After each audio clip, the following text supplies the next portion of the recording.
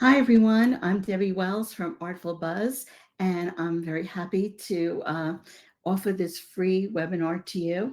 If for some reason you're not able to watch it live, you can watch the recording, and everyone will get that in about 1 hour. After I'm finished with this lecture, you will get another email, and you'll be able to watch it anytime you want. So I'm very excited to explain to you what this whole webinar series is all about. I do other things too. I do in-person tours and lectures and webinars. But this is my baby. This is the one I like the most because it's a very unique a unique concept. So let me make myself smaller and make the artwork bigger so we can all see what this is all about. Meanwhile, I see people are still coming in. And again, if you miss it for some reason, don't worry because you'll be able to watch the recording anytime you want, anywhere you want. So let me move along here. Okay, so here we go. What I do is I go to 5 different galleries, art galleries. We don't just see the permanent exhibits of museums and galleries. We see temporary current ones. So the information is changing all the time. And there's a lot of overlap. There's a lot of they're not all coordinated properly, but that's what makes it so exciting. It's an endless change of exhibitions. And that's what makes it so exciting because there's always something new to see. I'm not going to take you, to see the exhibits that you usually see and the artwork that you've seen before. It's always something new. This particular time, I decided to focus only on New York City.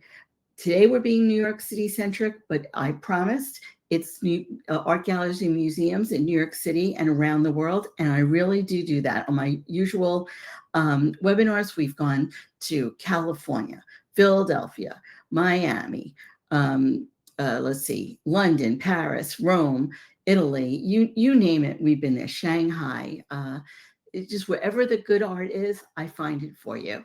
And I curate, I think, a really nice combination. I try to show you a little bit of modern painting, maybe some impressionism, some photography. I throw in some fashion, sculpture, fiber arts, whatever I can think is going to be of interest to you. I'm curating each one just for you. And I do it 3 times a month. So it's 3 Mondays a month as a series. And you sign up for, let's say, November. You sign up for that and you will get the calendar for that. And again, if you miss the, if you miss any of them, no worries. You get a recording. And I never limit or cut the amount of time you can watch it. So you never have to worry about missing anything. Okay, so I see we've got a lot of people here to get started. Some people I know, some people are new. So welcome everybody. And let's get started. So again, this is a New York centric one, all New York City.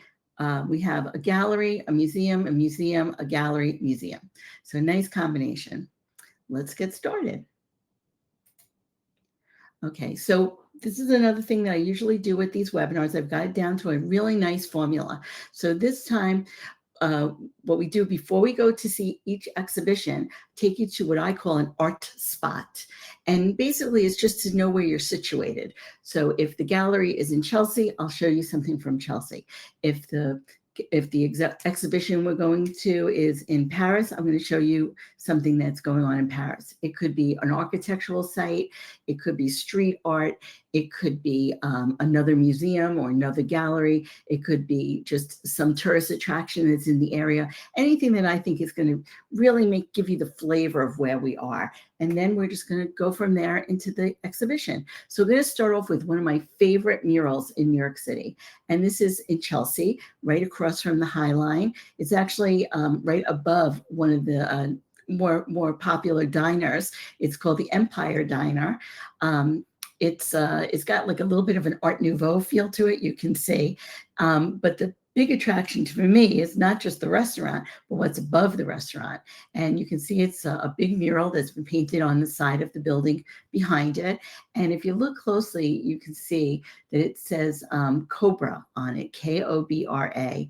And Cobra is the name of a street artist that's very, very popular. He's done at least 10 murals in New York City alone, but he's all over the world. And you can really recognize his artwork because it always has this kaleidoscope, colorful faces in there. And in this particular case, he's mimicking the Mount Rushmore statue. And so instead of the presidents that you're used to seeing, here you see Andy Warhol and Frida Kahlo and Keith Haring and Jean-Michel Basquiat. And you can see etched in the stones below, you can see a little bit of their signature artwork. And it's just fun. It's in a perfect place, and everybody really enjoys it. It's been up there for a while. So they do change their murals every so often, but this has been here for maybe a couple of years even. Okay, so that brings us to Fredericks and Fraser Gallery. And this is also in Chelsea. And I like this gallery because it's very fresh and young and new. They have mostly emerging artists here. So it's not your famous artists, but they're all, vetted by this gallery. And I believe they're a mom and pop gallery. I think that they don't have other locations like a lot of other galleries. Like there could be, so there's so many Gagosian galleries, for example, or David Zwirn or Hauser and Wirth. They have branches all over the country and all over the world. But in this case, I think they're just one place. So usually their artwork, they have a style. They're usually attracted to artwork that's very colorful, more fun, just very lively and vivid. And I think that's really what attracts me to it, because it's just fun artwork. So let's take a look at this one. The artist's name is Lamar Peterson, and the name of the show is called The View from Outside. And if you look at the bottom, I always tell you the name of the gallery, the address of the gallery, the exhibition that's currently on view that I'm reviewing, the dates of that particular exhibition, and I stay within the dates for when I'm presenting. Now, this time you're getting a collage of things I've done over the fall. So you're going to see the dates are a little wonky for our sampler, but when I do it on the week, it's always what's available that week. So if you wanted to go, if you were able to, travel to wherever the gallery is, great. If not, you can read about it and, just know about it and read about it in the Times or whatever also. So you really are in the know. This is a real insiders kind of a thing. After the dates, I have the name of the website. And so if you want to look up any extra information, there you go. You have the website there. So that's your little guide. And I have some other reference material for you as well when we get to the end. So let's start. So usually I talk about the artist first, and just so you know who we're talking about. So this is Lamar Peterson, and he was born 1974 in Florida, and he has a master's degree from Rhode Island School of Design, which is also called RISD, and it's one of the top schools in the world. So just about him, you can see he's an African-American man, and he likes to focus on African-American people in contemporary settings. And he has a somewhat of a, they're calling it here a quasi-abstract figure, but I would say it looks a little cartoony, but still very sophisticatedly done. And he just has all these inner feelings coming out about the artwork, and there's a story to be told. So this is who he is. Let's go on to the next description. So right now he is living, he says, the good life in suburbia in Minneapolis. And he is an art professor, and he's also a gardener. And that's what a lot of this exhibition is all about. So that is his self-portrait. And look, he's on top of the world. Like, he is living the good life. He's created a whole environment for himself that makes him really happy about his life, about just what the world is all about. This one's called The Proud Gardener. And ironically, he's kind of done something the same way that Claude Monet did in Giverny outside of Paris, the Impressionists. He built a whole garden for himself in a small town called Giverny, and he built his home. He built a garden, all custom made. He decided where every lily pad and every flower and every bridge would go. And that's what Lamar Peterson did in his own environment. So you create like an oasis for yourself, a sanctuary, and that's what he's painting. So keep that in mind, and let's go on. This is all very happy and tranquil and bright. So in one case, he's talking to his neighbor. He's sitting there with his water can by his garden, and you see the little light dappling in the trees. This is the one on the left. And he's talking to a neighbor, and even the neighbor looks really neighborly and happy, and there's flowers and all of those things that make it for a really pleasant scene and a nice painting. Go on to the next one, and the one on the right, and here he's in like rows of flowers. He actually calls it the stacked garden. And so you can see the different colors and the different types of the flowers, and he's sprinkling life on all of them, giving them water. The sun is shining. He's happy. Everything is very content, and that's what his paintings are all about. These are two that I love because they're actually, they happen to be very large too. They're 70 inches by 60 inches. And each one depicts him, the artist, sitting in his garden in his very relaxed pose. And he has some flower pots around him, and there's flowers behind him. And he just looks like he's proud, and he's just done a great job. And this is his baby. This is what he's done. Then you see the garden itself divided. It's bordered by stones, and then you've got the flowers all in stacks as before, and the other one has a big cabbage. It's sort of flowering in the middle, and then you've got a quadrant of 4 different types of flowers again, and they're just happy and proud, and I think that's really nice. I really do. And this is what made me like this exhibition to share with you. I thought you would like it too. So here he is relaxing again, and he's like in a hammock or a bunk bed or something in the middle of his garden. Maybe he's on a blanket. Whatever it is, he's surrounded by what he loves, and it's really creating like an inner an inner world for himself that's protecting him from anything that's going on in the outside world. So he's built this for himself. He's living in it. It's his refuge, and nobody can interrupt him from society. No one's going to, ask him to come to work. Nobody's going to say they need to be picked up from somewhere. Whatever it is, he's just being him. So the attention to his own personal well-being and daily rituals to do it is what's protecting him. So let's talk about that.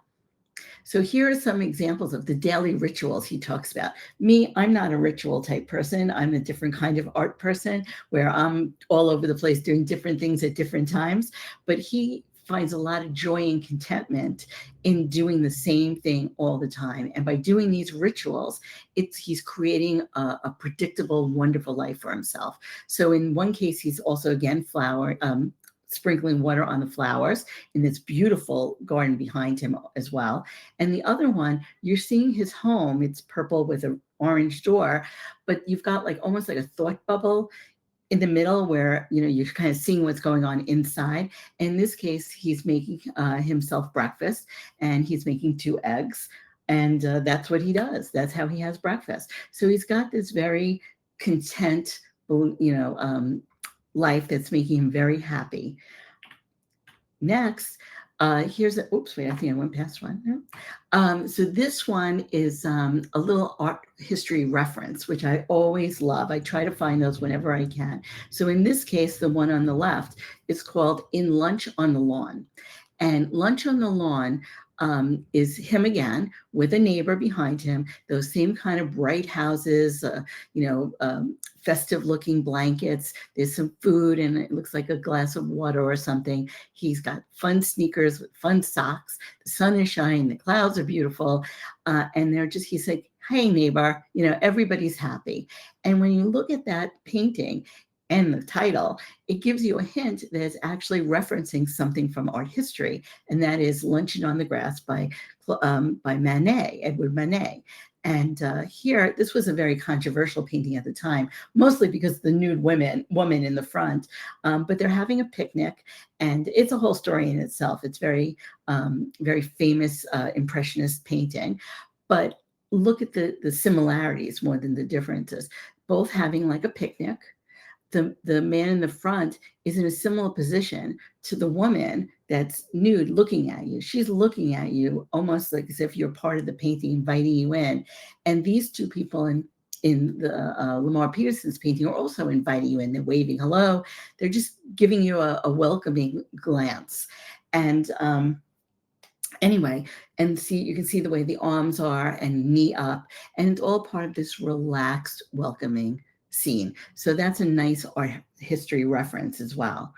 Now, this is where it gets interesting. So you've got this, very nice, flowy kind of suburban life, and it's all about the contemporary Black figure. So you've got this portraiture that also has a graphic style to it, which you can see. And it's showing how, you can be strong, you can take care of yourself, you can be tranquil, but look inside this house. Now you're seeing something that is a little disturbing. Why does he look so uncomfortable? The name of the painting is actually called The Warrior. We can all relate to that. He's in this beautiful house. The sun is shining. The tulips are all in a row at the bottom, but he can't sleep. So something is bothering him, even though he's living in this nirvana paradise. It takes it even further. Here's another one like that called Forecast. Even if it hasn't happened yet, he thinks something bad is going to happen. So in this case, in the painting on the left, that's the whole painting, you've got that same stacked flower beds. But in this case, you've got him wearing a blue striped shirt, and he's surrounding some of the flowers as if he's protecting them. It's almost like he created a basket to save some of these from any harm. Right? So he's doing that. And then look at the background. The sun is shining. There's some barns, and it's just a beautiful setting, but there's a black cloud coming his way. You see, it's somewhat blocking the sun. It's going right for his head. And I think he's just anticipating what's going to happen. The outside world is coming in. Something I couldn't control, like the weather, is coming in to interrupt my paradise. Here's another one that is a little bit more complicated. There's a story behind it. It's called The Conversation. So basically, you've got two people sitting at a table. They're having a conversation. It looks like it might be a little bit of an argument, but nevertheless, they each have different they both have kind of different scenes on their side. They're kind of divided. So one has the sun, or maybe it's a giant flower. It's a little hard to tell the difference there behind him. That's the one with the blue hat. And then you can see he has a few flowers behind him, all perfectly set up like a garden. And then on the other side, you've got a barn, and the man is on that side. He's got flowers in his hair, and also some leafy plants all around him. And you see the two of them are sitting at this little outdoor table. They have a pond in front of them, and what's happening? Somehow or another, that conversation between them made them knock over that plant, and it's falling into the water. So something is going on. Also, if you notice, there's a bee on the top, and the bee is pollinating the flower. Can you see that all the way on the top right? But who knows what's going to happen after that? He seems like a very large bee with a very large stinger. So we're a little suspicious of that. This one, I think, is very cool. And it's not just the painting, it's the frame. Because look at this. It's got a wooden frame.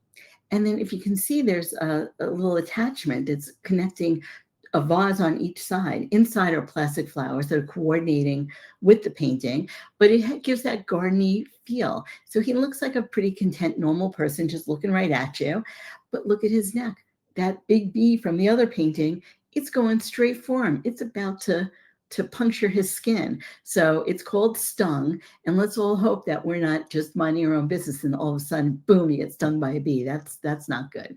So it's kind of fun to look at all of these. And I hope you liked the atmosphere that they created for you. And the reference to art history is always something that I love. This is the Museum of FIT. And FIT is the Fashion Institute of Technology. It's a college, but it's actually part of the SUNY system, the State Universities of New York. But it specializes in art, and you can take fashion classes there and graphic classes, and I think some fashion design, fashion marketing, fine art. There's all sorts of things. I don't even know, illustration, all the typical things of an art college they have. They're not just fashion. I'm sticking with that same art spot of the mural that we saw at the beginning by Cobra, because this is not that far. It's within walking distance of the gallery we just went to. So we're still in the area of Chelsea/Penn Station area. So this exhibit is so cool. First of all, this museum is a free museum. It is part of the university, but anybody can walk in. You may not know you could, because you walk by and they do advertise it on the outside, but you have to go through a security guard, and people wouldn't necessarily realize that it is open to the public, but in fact it is. And it's actually not even just what you see on the first floor of the building. It actually has a bottom level too, which is really, sometimes the lower level is even better than the top level. Sometimes it's two different exhibits, sometimes it's one big one, but they really put a lot of effort, a lot of work into this these exhibitions. This one I thought was particularly interesting. So it's called Dress, Dreams, and Desire. And it's all about fashion and psychoanalysis, which is an interesting combination. So let's take a look and see what this is all about. Valerie Steele is the curator. She's been around for a while. She's a very big name in the art curating field, and she specializes in fashion design. So I found a quote from her, because she's the one that comes up with the concepts and puts these shows together. I've actually taken a tour or two with her also. She's really very knowledgeable. She's written a lot of books as well. So she says, fashion is a primary lens through which we see ourselves and how others see us. Far from being superficial, fashion can be regarded as a deep surface that communicates our unconscious desires and anxieties, with none of us fully aware of the messages we send. Okay, you know, putting clothes into the realm of how you express yourself, how you present yourself, there's something to be said for that. But they take it even further into going more into the deeper parts of psychoanalysis. By the way, if you want to participate through chat, please do. I have a chat feature. I will look at it every so often. I see one person just said, thanks for doing this. And I put a little introduction on the top. But if you have any questions while we're going along, I'm going to see it and I will respond. Well, we could do questions and answers at the end too, but I don't mind, some interaction is always nice. Okay, so now we're getting into the actual exhibition. And remember I said it was going through like real psychology. So these are the three people that you probably heard, all of them, especially Sigmund Freud and Carl Jung. So you see, these are the specialists of the field.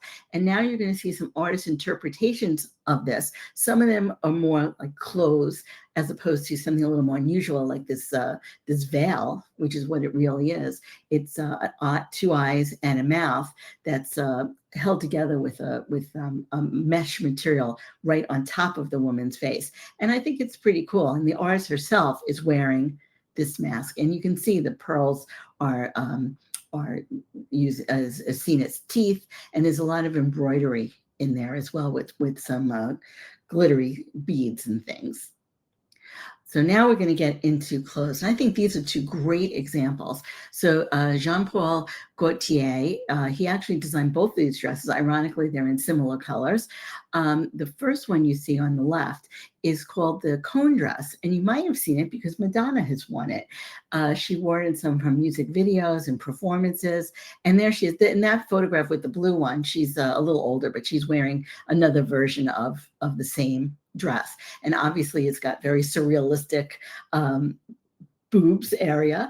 And, other than that, it's a pretty ordinary looking dress, but this really makes it look very futuristic, maybe a little B-52s kind of a look, and just, a little raunchy looking. And that was from 1984. It was a big deal at the time.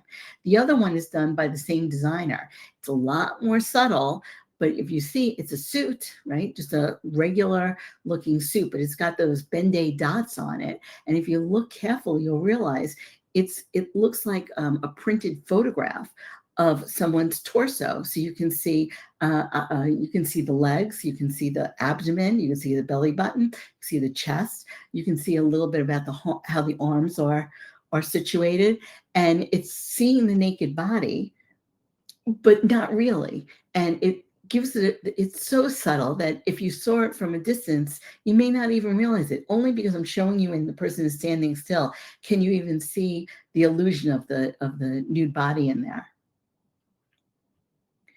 Another one, I've seen this hat. They've exhibited this hat in other exhibitions before, but it's a great one because it definitely has like a very theatrical feel to it, but it also has a little bit of an S&M burlesque sort of look to it as well. And you can see by the painted faces of the characters, they've got that look to it. So it's a little edgy. And this is Christian Dior. In the year 2000, but they use this a lot because it fits into a lot of different themes, but I love it. Now we're getting to fun things. So Freud, for example, believed in something called the pleasure principle. So basically it means that if left to your own devices, you would rather do something that makes you feel good than something that makes you feel bad. What makes you feel good more than candy or beer or popcorn, chocolate, gummy bears, whatever? And these are artists and designers that use fashion to show these pieces of food, and some of them even in the packaging, which makes it, I think, even cooler. So you've got this beautiful Hershey's chocolate dress. Even the barcode is at the bottom. It's very, very good. And you see the back of the dress with the beer. And the one in the middle is it's popcorn, but she's got something around her waist. I can't quite see what it is, but it's got that movie tone kind of feel to it. And then you've got another one of gummy candies and things. And they're all really fun kinds of dresses. And they have these all on display at the exhibition. The Freud and what goes on beyond the pleasure principle is they're calling it when you're obsessed with things. Like it could be very sexual, it could be very aggressive, hate, death, destruction, all those kinds of ugly feelings, and they make it look very sexy and gothic almost. So this is the bottom of this dress is the skirt. It's beautiful roses against a black background, but the pattern is little razor blades. Can you see? It's like about 6 or 7 of them all around the roses. So something is dangerous in it too. As a matter of fact, if you look at the very top of her the top where you see her blouse, it looks like it's cut grass, right? And maybe that's what the razor blades did. Maybe it cut off all the grass in her shirt. Like, I don't know. But the point is, it's dangerous. And then look at these Chanel shoes. I've never seen these before. I don't know if I would be able to walk in them too easily. But if you notice, the heels are guns. And that's pretty cool. So they're taking these kind of negative, dangerous feelings and making them sexy. Isn't that what fashion's all about, right? Okay, now surrealism and fashion also play a part. And I found 2 great examples in the show. One is Larry Shocks, and he did a whole suit. It looks like the Invisible Man in this picture a little bit, but the whole pattern is hand painted of all these big eyes. And it's like, it almost looks like the Riddler or something like that, but it's very cool and very artsy. And it was things like this were very big in the 80s. Then you've got something that's from the 1950s, and it's very unexpected. That's actually by Salvador Dali, designed a tie. So he made this necktie, and it's all these very elongated hands. They're a little spinely, if you ask me, but they're all clinking their bracelets around, and it just has this kind of eerie feel. Like, imagine this tie is in the middle of your shirt, and it's like all these hands are all over you. So it's pretty cool. He had a great imagination, and surrealism in fashion can be conversation starters. Let's put it that way. Now here's 2 other dresses that were done by Versace, and you may recognize these because famous people have worn them. The safety pin dress, which is the black one on the left, that was worn by Elizabeth Hurley, and I could not put a picture of Hugh Grant because he was her date that night. And it was very controversial that the way that the safety pins were holding together that dress. And the other controversial one was that's Jennifer Lopez. She looks so young in that picture. She wore this Versace dress that all had like a jungle print on it, but look how low it is. You can literally see her belly button. And that brooch that you see right below her belly button is sort of anchoring the whole dress. I'm sure there's a lot of fashion tape in there as well, but this was a very big deal. I hate to say it, but I think she wore it when she was dating P. Diddy, so we won't even talk about that. But these are the kind of edgy things that they're talking about: sex and danger, and just the way the brain thinks, and what you wear something like this, and people are going to think things, and that's the whole connection between psychology and fashion. All right, so we've now officially left Chelsea. So we're going to a new art spot. And if you know me at all, you know that I love museum gift shops. And the Met is one of the best. So it's the Metropolitan Museum of Art on Fifth Avenue, around 81st, 83rd Street. And they've got a great, great gift shop. If you can't find your way to get there in person, they have it all online too. And it's always fun. They change things a lot. And it's always clever. I've bought jewelry and some clothes, gifts for other people, toys for children. There's so much to get there. So we're going to start off there. And now we are going to actually go into the Metropolitan Museum of Art. And this is an exhibition that I think is really nice. And I think you'll enjoy it. It's all about Man Ray. And the Metropolitan Museum of Art really covers everything. They have their fashion department with the gala. They have an Egyptian section. They have knights. They have European art. They've got South American art. They have everything. You name it. They're just totally comprehensive, even through medieval times and so on, furniture, things like that. So this one, photography, is a little different. So this was actually made possible by a foundation that I actually know the people. So Barry and D.D. Wigmore. D.D. Wigmore actually owns one of the galleries that we go on tours a lot. Not covering one of our exhibitions right now, but I love them. And D.D. Wigmore is one of the nicest people you'll ever meet, because you walk in and she will just tell you everything about her exhibition. And she's just very, very welcoming.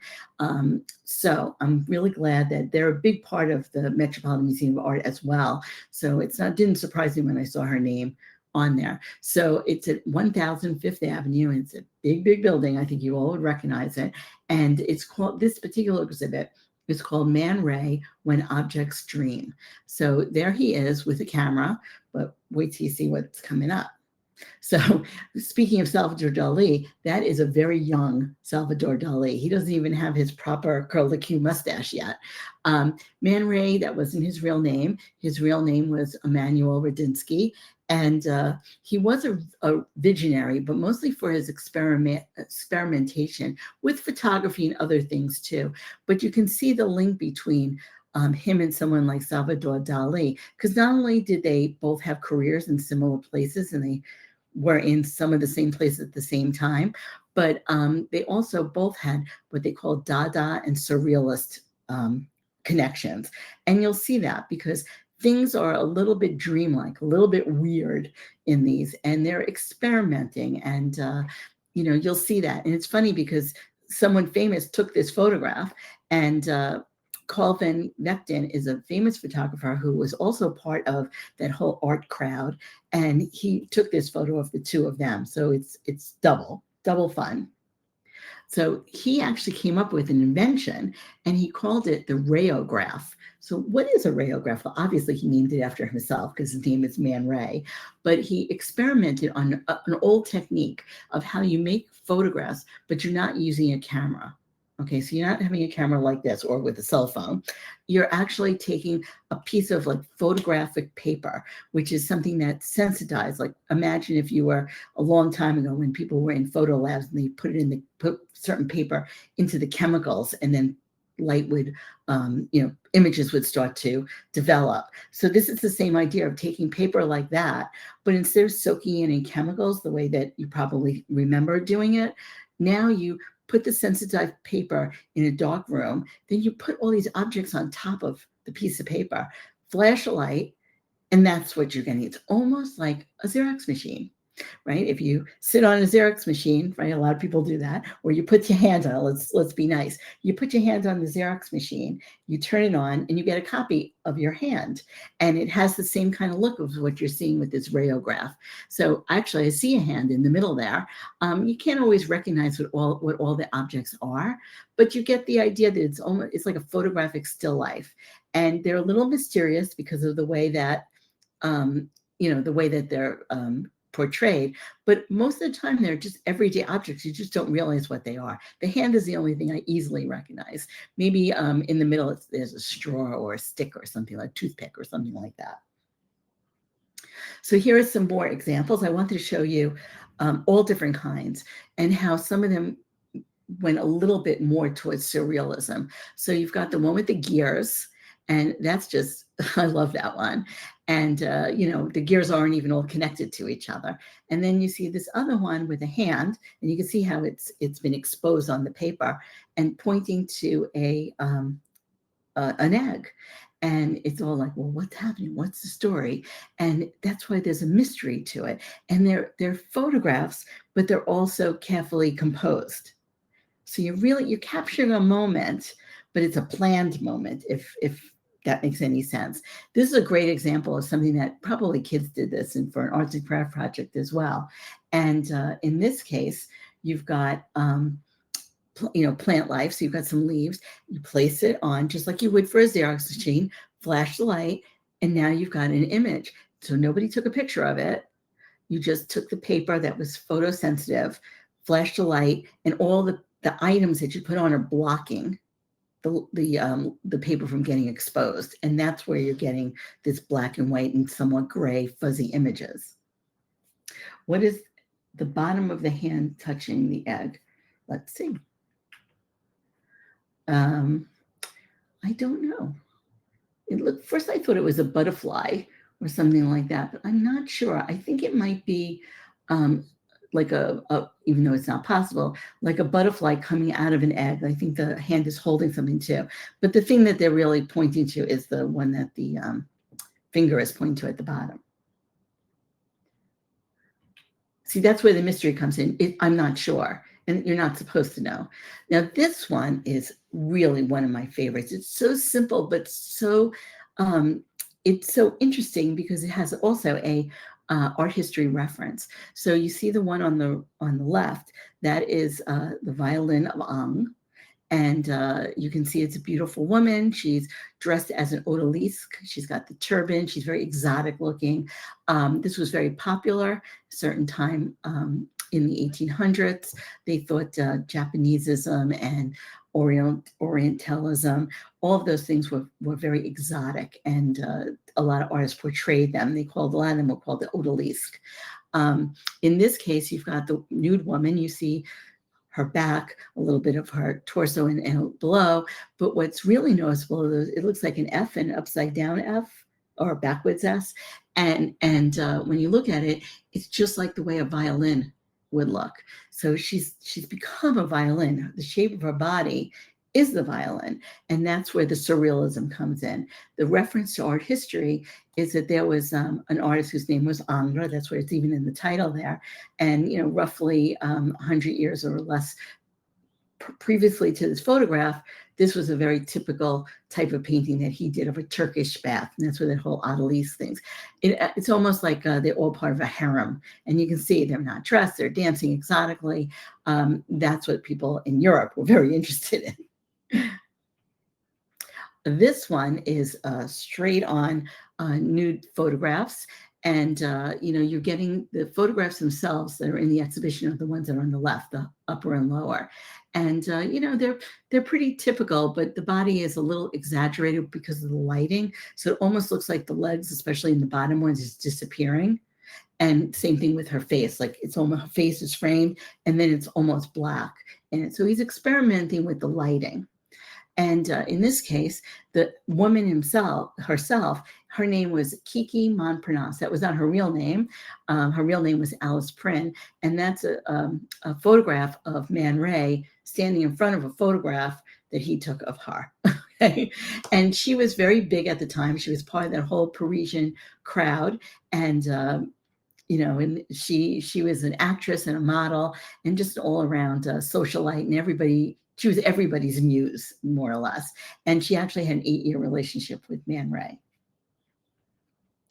He had another relationship with somebody else, and his girlfriend at the time was Lee Miller. And Lee Miller, that's actually the two of them together on the top. And then if you look at the black and white photograph, that's his photograph of her profile. And you can see she's really very beautiful, and she's actually very tall too. And I think he was on the shorter side. All right, now this is where it gets interesting. She didn't just date him, Man Ray. She also dated Pablo Picasso. That's interesting, right? And this painting that you see, after they broke up, Man Ray and Lee Miller, he was very obsessed with her. And he said in this famous painting called Observatory of the Lovers, those lips are a painting of her lips. So that's Lee Miller's lips in his painting. You wouldn't have known that if you didn't know the history of the person and his life. But I find that very, very interesting. Here's another one. Oh, by the way, if you want to know more about Lee Miller, she's really a fascinating person. Not only was she a fashion model, but she was also a fashion photographer. And then she became a journalist, and then a journalist photographer, and then she became a wartime correspondent photographer. So she was all around Europe during World War II. She's taking photographs of concentration camp people. She's just she went from being in front of the camera to being behind the camera. So a really interesting life. And I believe there's a movie, I don't know the name of it. It might be just called Lee. It's the star of it is Kate Winslet. And I haven't seen it, but I think it came out like maybe a year ago. And it's all about Lee Miller. So if you see it, let me know. I want to know what it's all about. This is a portrait, the double eyes that you see in the black and white one on the side. That's actually a portrait he did of someone named Luisa Casati. And this was in 1922. So that's a real, right before flappers and all that. And you can see how fashionable this woman was. And the painting that you're looking at on the right is not in the exhibition, but I just wanted to show you another portrayal of the same person. But this artist, Giovanni Boldini, he was famous for elongating all of his models and making, even if they were an ordinary looking person, they all have this very luxurious socialite sort of feel. In this particular case, Luisa Casati really was a socialite and an heiress, and she was all involved with the artist too. And Man Ray took her portrait. And that whole idea of double image, all he did was shake the paper a little bit. And we've all done it by accident when we've taken pictures where the shutter speed is not correct and you get images like that. But that's giving it, again, a surreal look to it. Man Ray, by the way, also loved chess. He was a major chess player and belonged to all sorts of clubs. There's actually one in Greenwich Village that he belonged to that I still think it's still a chess club. And Marcel Duchamp, who is also one of this group of surrealists, and Man Ray are playing chess right up on the rooftop. The photograph that you see is a double photograph, and that's of a chess set. And it's one of those stereoscopic views, so it's like double vision. Very cool. And he likes chess so much that he actually designed his own chessboard. And here you can see it's somewhat abstract looking figures instead of the traditional, rook, king, queen, knight, and all of that. This is actually a replica. So if you just Google in Man Ray chess set, you will find it. They sell ones for a lot of money, ones for not a lot of money. What a great gift if you know someone who likes chess. It's modern, but it's got a lot of history behind it as well. All right, so we are leaving there, and now we are going to back to Chelsea, and this is Diane von Furstenberg, and this is her store. And you think it's just a store? It's actually her headquarters. It's several flights up. I think it's 7 floors, I believe, and she lives at the top. She also built with her husband Barry Diller. They did Little Island, which is a whole reconstructed pier, which is walking distance from the store. It's an amazing store. The people there are really nice. And I've actually done some events there, which Diane von Furstenberg herself came in and met everybody that was there for the lecture. And it was just amazing. She's standing in front of, or sitting in front of some Andy Warhol portraits. Those are actually portraits of her. And inside the store, they have a few, they rotate them around a little bit, but they have a few famous paintings that were done for her. So she is a patron of the arts. She's just an amazing, amazing person. Again, she has a lot of autobiographies. Just look her up on her website, and there's a whole bunch of, I've read 2 of them. She's really a wonderful, iconic person. That brings us to Ben Ruby Gallery. And now I'm going to show you a very different kinds of photographs. So we saw Man Ray's, all black and white, all very traditionally done. Now we're going to look at photographs that are done more of like a composite. And I think you're going to really enjoy these as well. So it's the name of the artist is Zan Petron, and it's called Intervals. And I'll explain where they got that word from. So you see all the people like walking in a row. This, I put the logo of the gallery on top of it. I'm going to show you the real portrait as we go along. So there he is. He's Spanish, and he started out as a musician, believe it or not, just like the other one, whatever. But anyway, so you've got a professional musician, and he was taking pictures of people in the band and the musicians and all of that. And then he actually got involved in theatrical association. So he did that as well. So here you see him going away from being a musician and really getting into doing something else. So he's also married into a life with another creative person, but now he really got into photography. So let's take a look. How does he do this? These are called time-lapse series, and that's where you see all the people like walking in a row. It's not quite exactly what it seemed. So let me show you how he does it first, and then we'll show you what it looks like.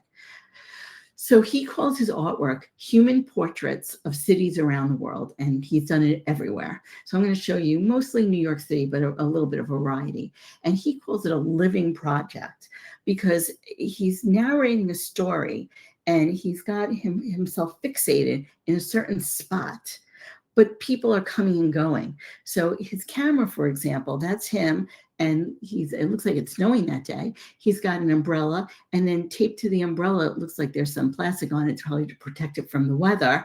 He has it fixed on a particular spot on a wall, and he just waits for the people to walk by, and he takes a picture of a person, and then that person leaves. Takes a picture of another person, that person leaves. So they all have the same background, but they're all independent of each other.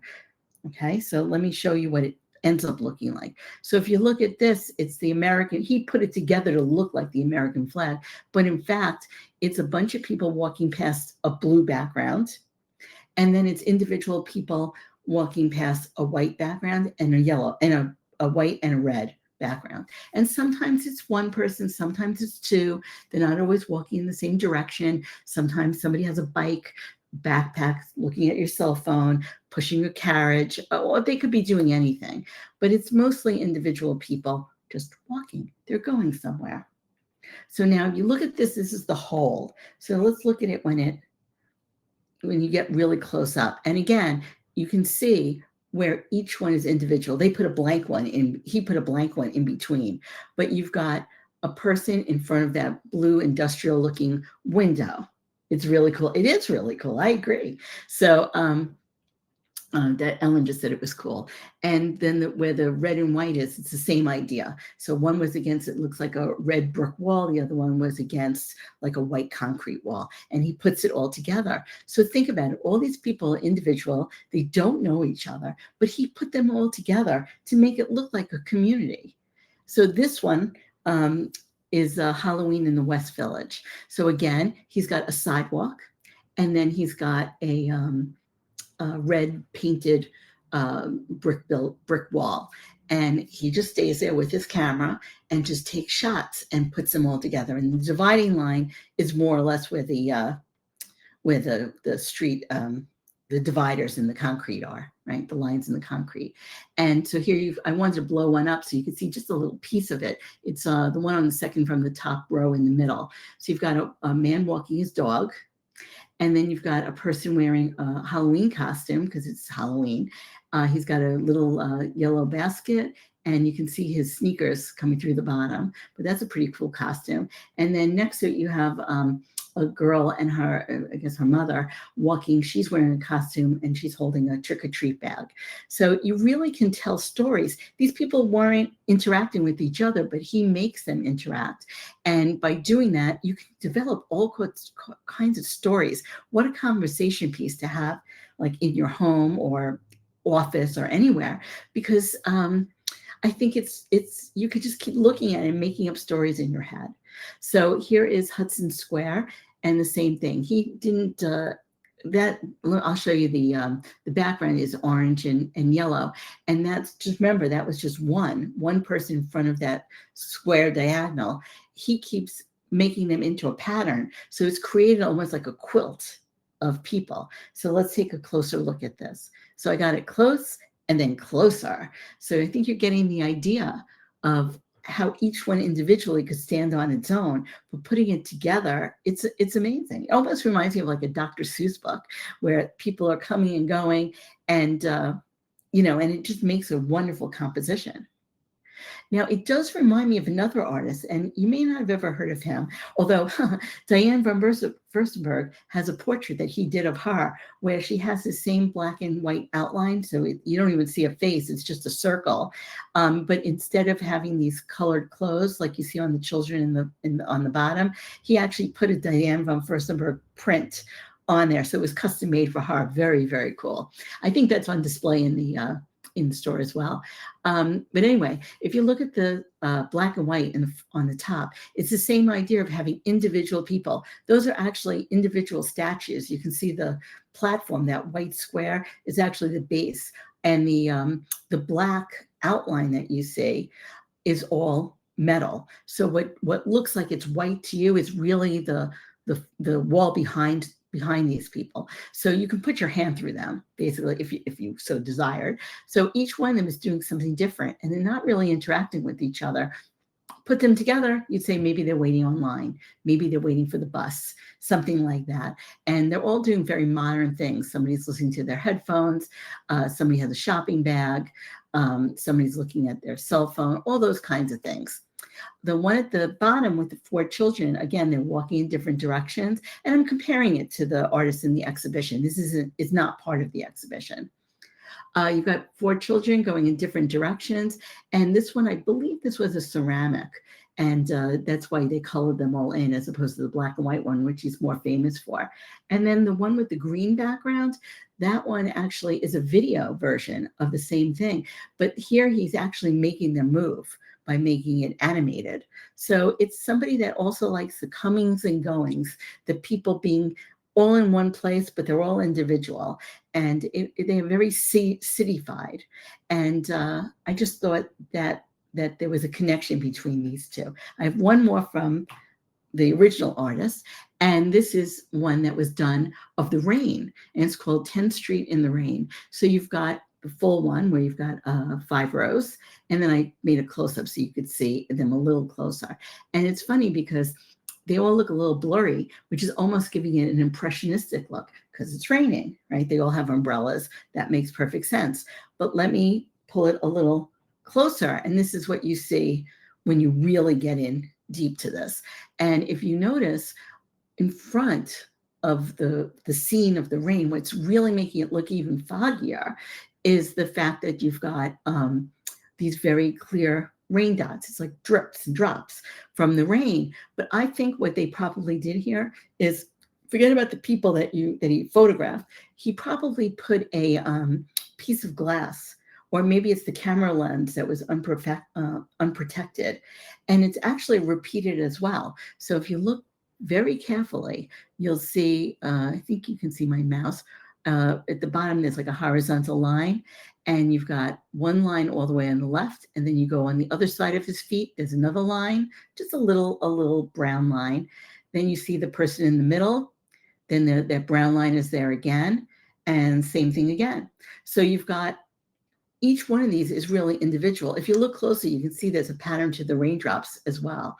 And putting it all together, you get this. And I think it's really, really cool.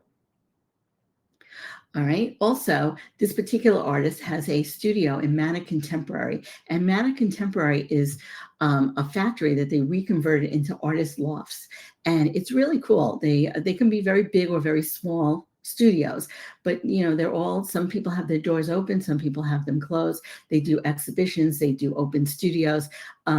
It's really a fun place to go. It's a little out of the way, but it's, when you get there, you're glad you did. That brings us to, I think this is the last exhibition. We do 5 altogether. And this is Brooklyn Museum. I couldn't help it. I love this. It's called the Oi Yo statue. And you've probably seen it in other places, or maybe even on a t-shirt or something. But the original sculpture was done by Deborah Cass. It's yellow. You look on one side, it says Oi, which is a very New York term. You look on the other side and it says yo, another New York term. If you know what they all mean, it makes it even more fun, but it's the fact that the letters can be looked at either way in reverse. So they put this in the front entrance of the Brooklyn Museum, and that's where we're going in. So this is the Brooklyn Museum. This is, if you get a little closer past that Oi Yo sign. And the Brooklyn Museum is just beautiful. It was designed by McKim Mead & White, one of the best architects in New York City. And it's in Brooklyn's Prospect Park. Right behind it is the Brooklyn Botanical Gardens. And if you wanted to go visit here, never be intimidated, because even though it's in Brooklyn, you may not know how to get there. They do have a wonderful parking lot there, because I've driven there, but they also have a subway stop that's literally right on the corner. You don't even have to cross the street to get into the museum. So it's just a beautiful day. You want to do Brooklyn, you take the subway or drive in, you do the Botanical Gardens, you do the museum.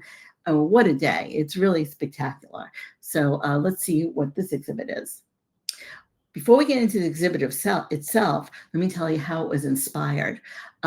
We've got the Brooklyn Museum's permanent collection of Palazzo Ducale by Claude Monet. So this is an Impressionist painting by Monet, but it's of Venice.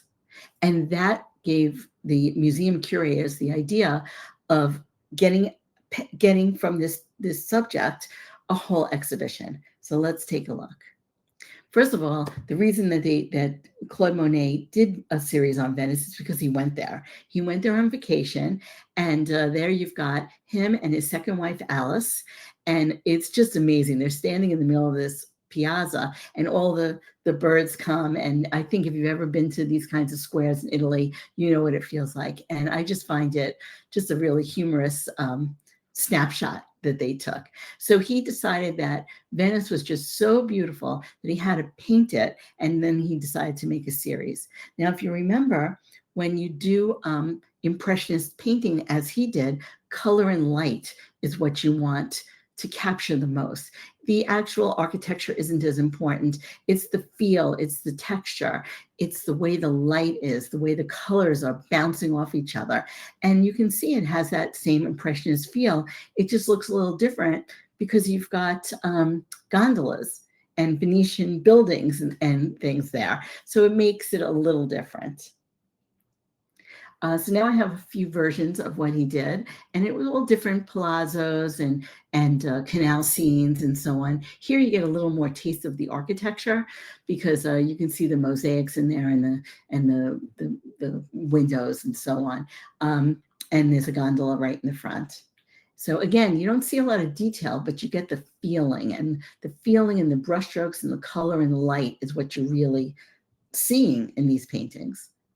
Here's another one that here you can see a little bit of a reflection. Again, you can see a hint of the architecture, and you get the same idea. The water and the architecture, just a beautiful, beautiful combination. So in this case, I wanted to blow up a little piece of the reflection. So look at the bottom of this, and you'll see like the purple and greens and blues and whites in the water, the flow of the water. So I'm going to compare that to the water lilies that he did in Giverny. And we mentioned Giverny before because he built a whole garden that he just was in love with. So if you look at the brushstrokes in the Venetian one, that's the reflection of the water. And then look at the brushstrokes in the water lilies, you can see that you can go back and forth and compare the contrast and compare.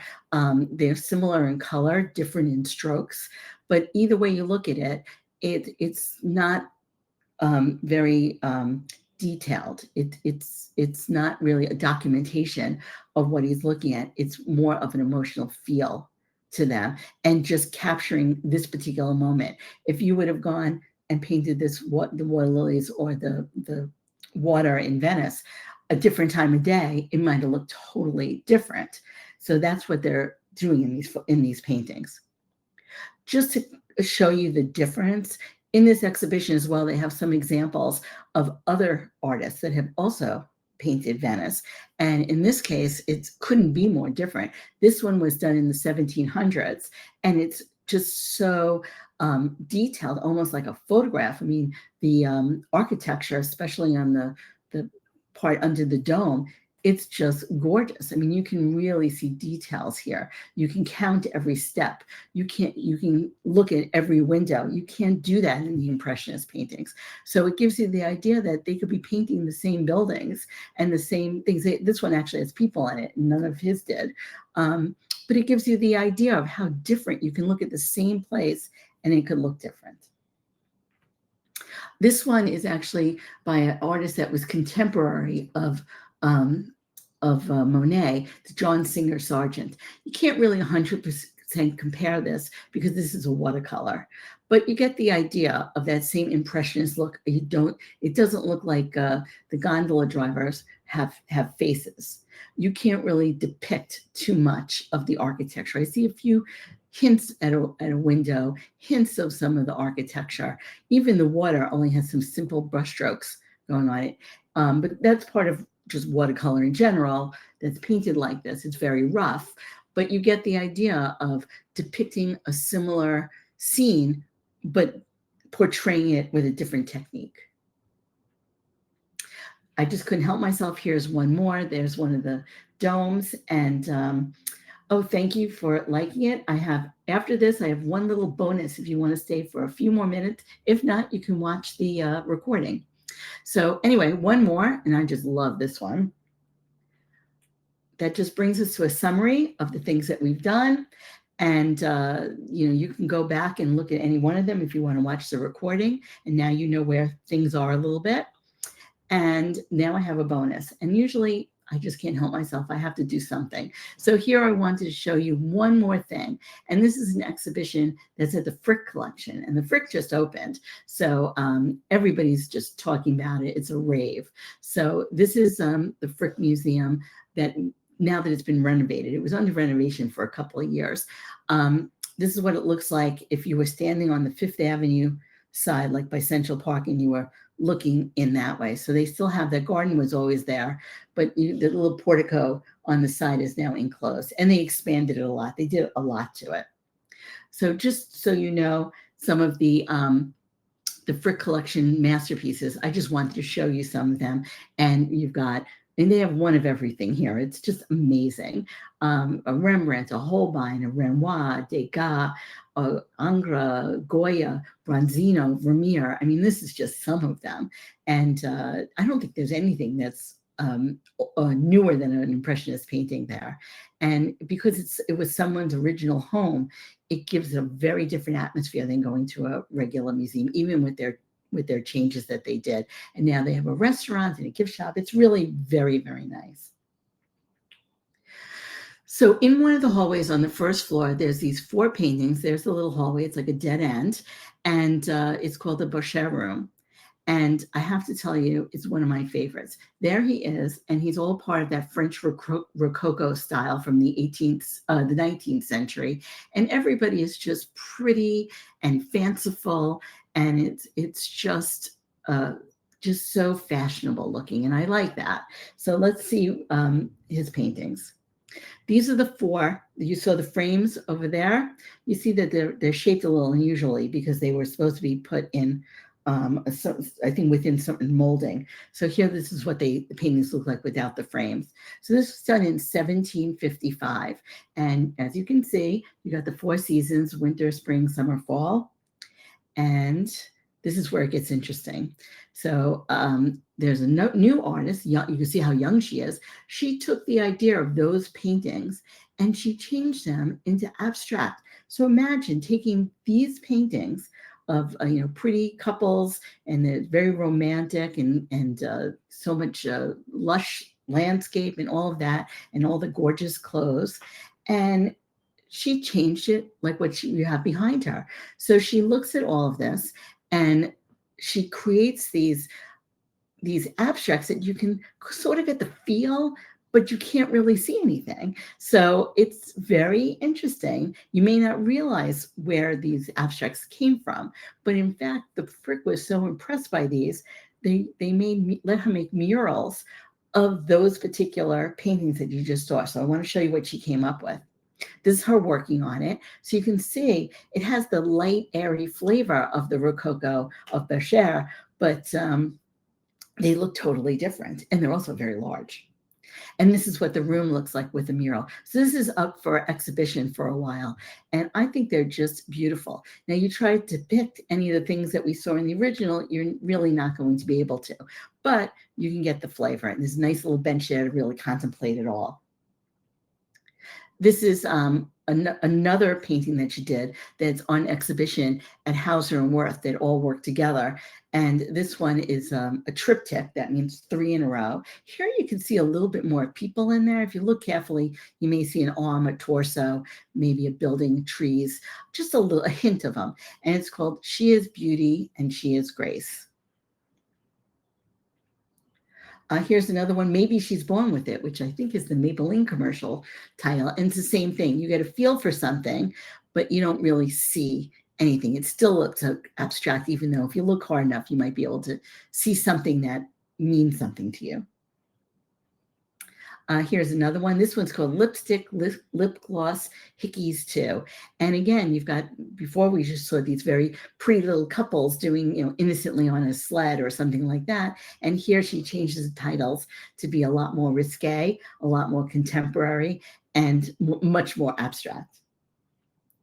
So if you want to see the Frick, this is just a little bit of what it looks like. And I actually have been giving some private tours.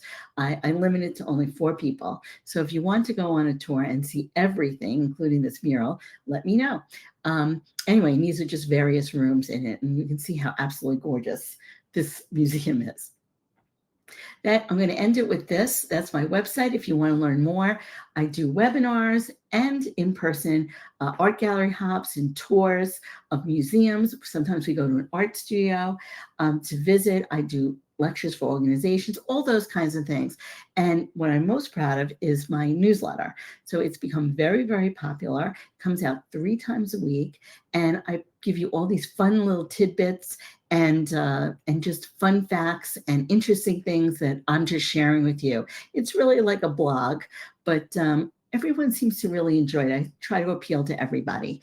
And it's called Artful Morning Brew because you wake up in the morning to it. It comes in your inbox at 6 a.m., but you can read it whenever you like. Anyway, so if you want to look at the website, all the information is there. I'm starting, now that you've seen a sampler, the November series for this. I'm doing 3 of them. So each one is totally different. One a week. We skip 1 week. So 3 times a month on Mondays at 11 to 12.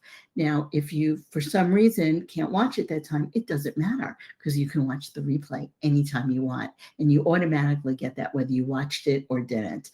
And it's all yours. So if you're interested in anything else, look at the website, call me, email me, whatever you would like. And I hope you enjoyed this exhibition, this um, hop of current exhibitions. And believe me, there's an endless supply. I have never run out, never repeated. So anyway, enjoy the rest of your day, and I hope you had a good time. Bye, everyone.